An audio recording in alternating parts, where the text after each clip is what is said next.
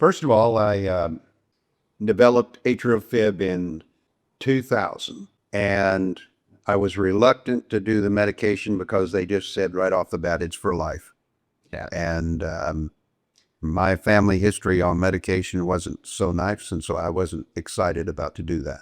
However, the atrial fib got worse to the point I finally went to my heart doctor, which I didn't have before, and he told me that my injection fraction, my IF, was 30, which wasn't real good. No.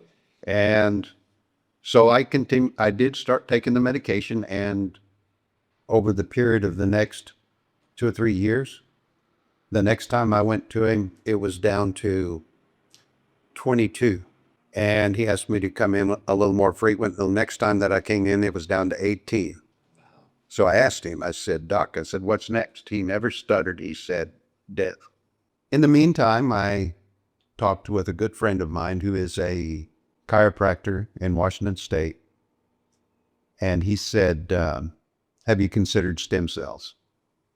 And I said, no, nothing about it. So he gave me 7 books to read. Oh, God. And he tested me every night because I was staying in his home. He said, yes, you've read them all. What are you going to do? I said, I'm going to try to convince my wife to put that foremost on our list. And I did. I got 300,000 or 300 million stem cells. And almost a year later, I went back to my heart doctor. And very nice, stoic gentleman. He always greeted me as a friend, and walked over to the computer and started looking at the computer, and he typed a few things, and he looked at me, typed a few things, looked at me.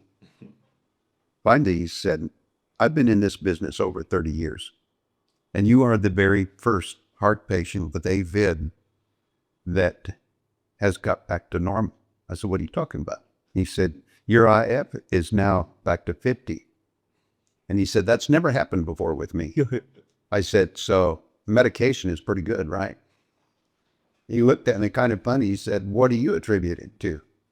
Stem cells. He said, look, we don't have any data on that. I said, well, you got me. And he said, well, it's good. I said, thank you.